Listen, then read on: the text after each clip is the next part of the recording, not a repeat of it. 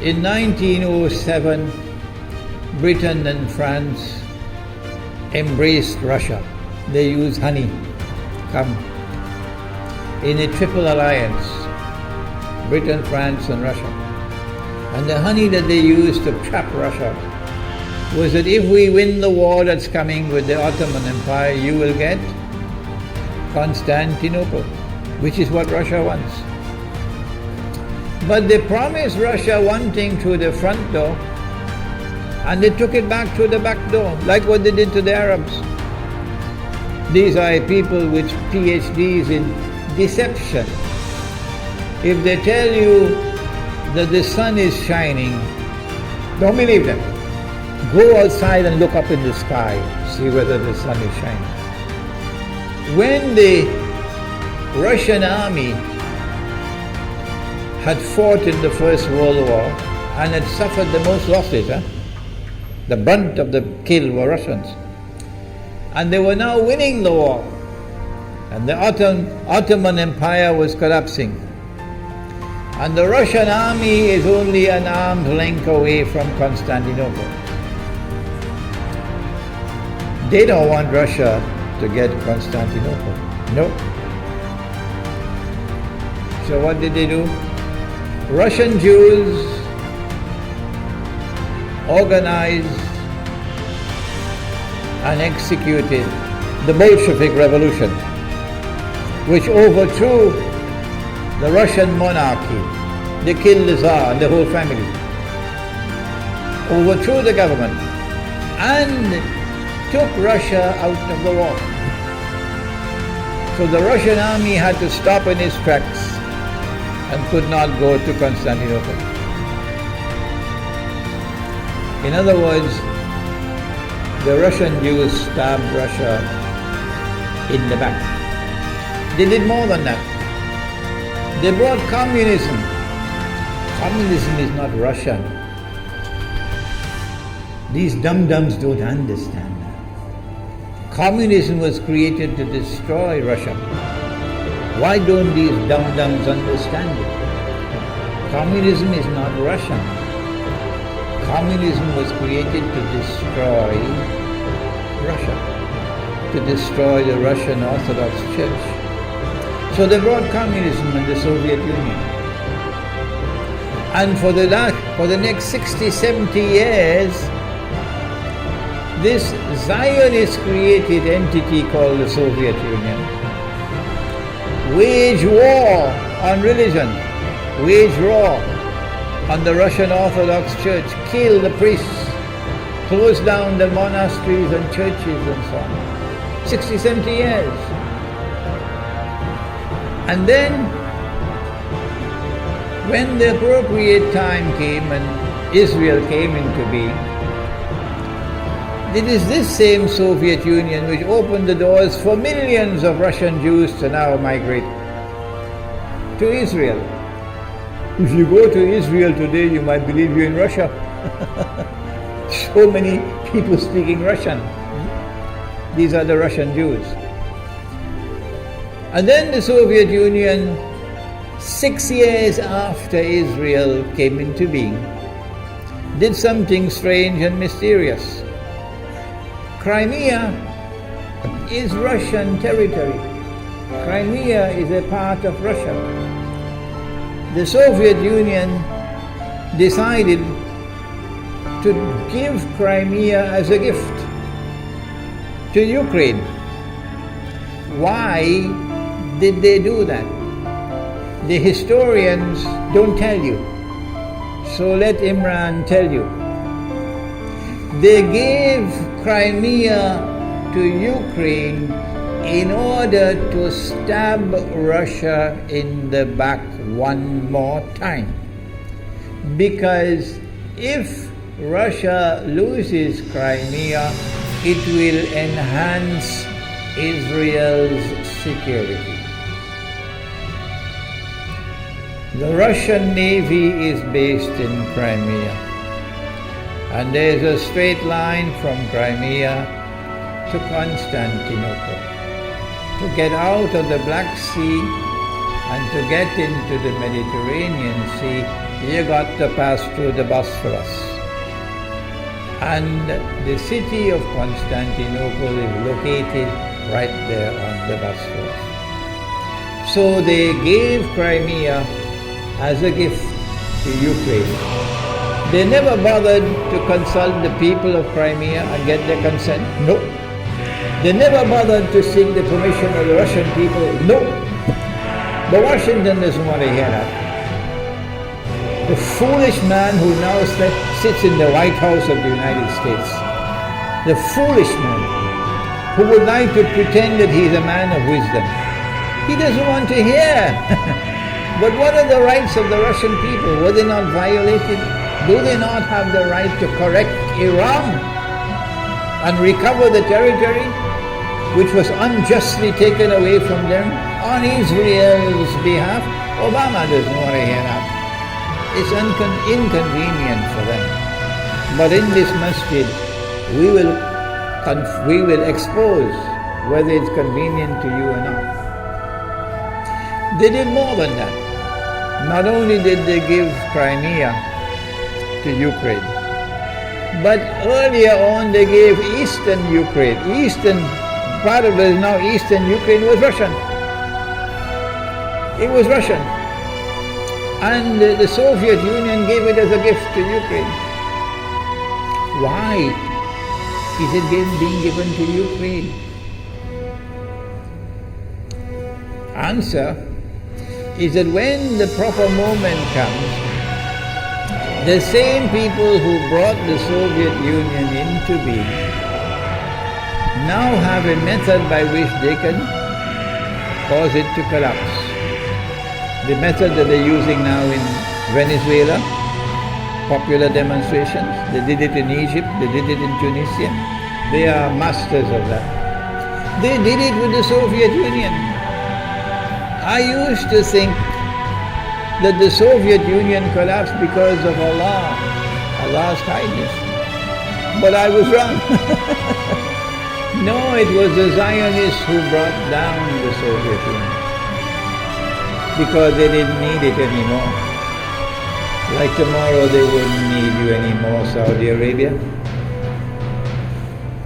And they wouldn't need you anymore, Islamabad. When will you understand that?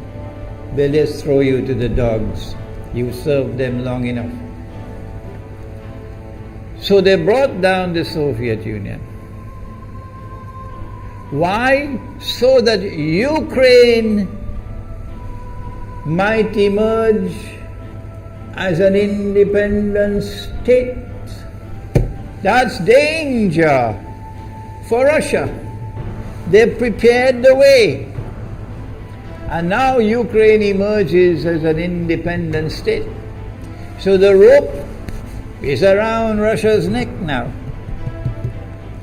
And from that day, when the Soviet Union collapsed, until yesterday, the relationship between Russia and Ukraine was always problematic. But the people of Ukraine still had the good sense and wisdom to appoint a government that was pro-Russian. The Zionists decided it's time for us to use our, the street demonstrations. And last October, November, December, the world witnessed Caracas all over again. And eventually, the Zionists got what they wanted.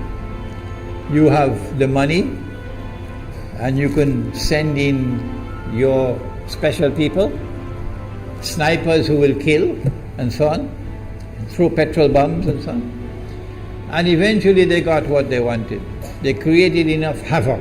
May Allah protect Malaysia from that. Ameen.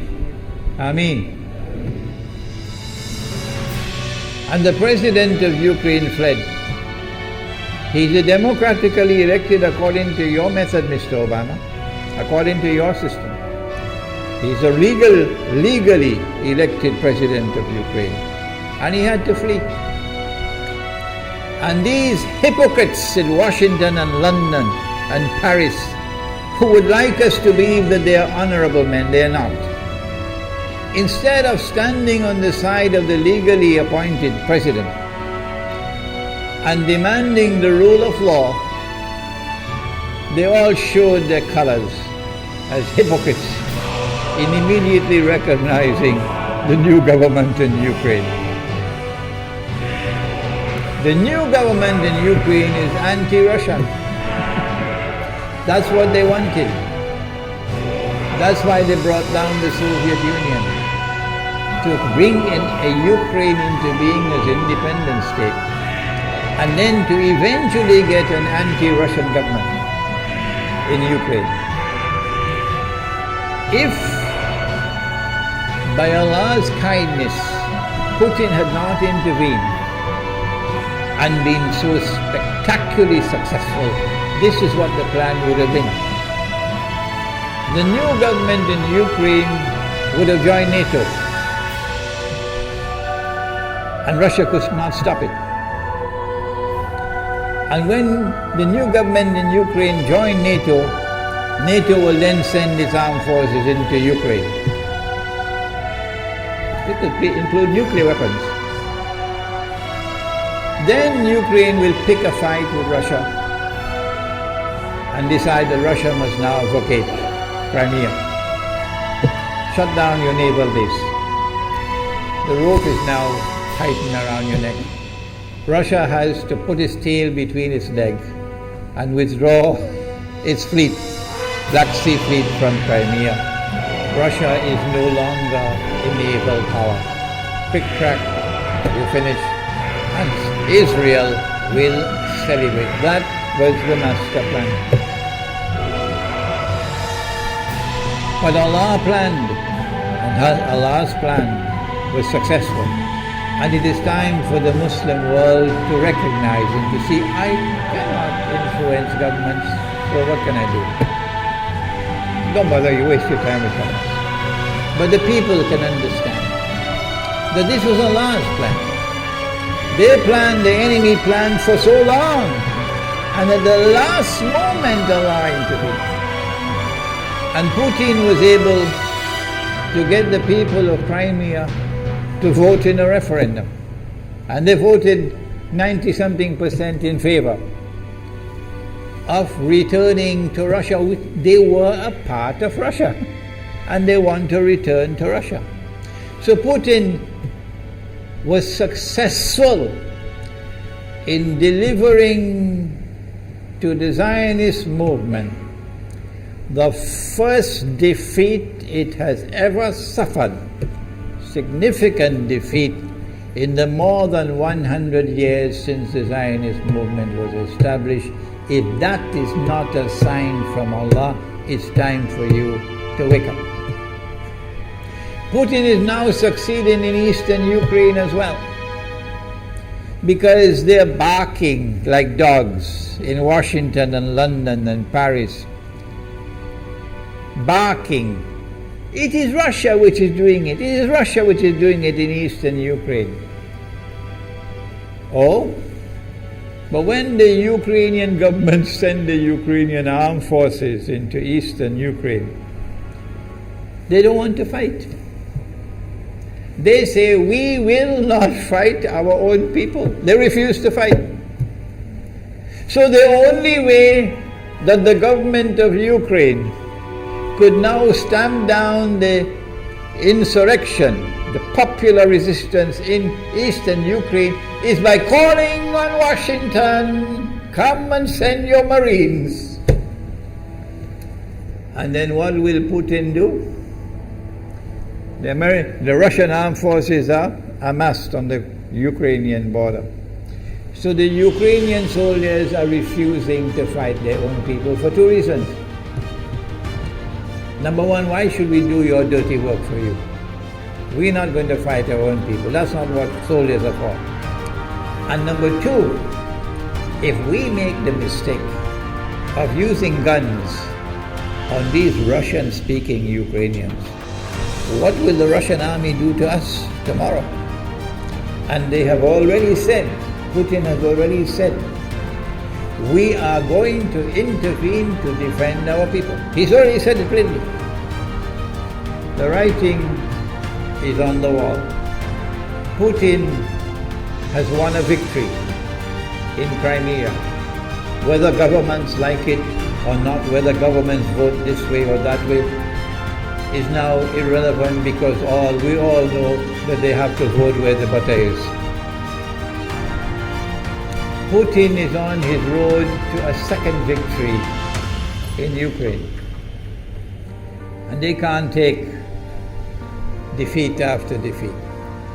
So the writing is on the wall. Exactly as Nabi Muhammad alayhi salatu wasalam has said, that we're now moving towards the malhama. How long will it take? I don't know, and you don't know. But the malhama is coming.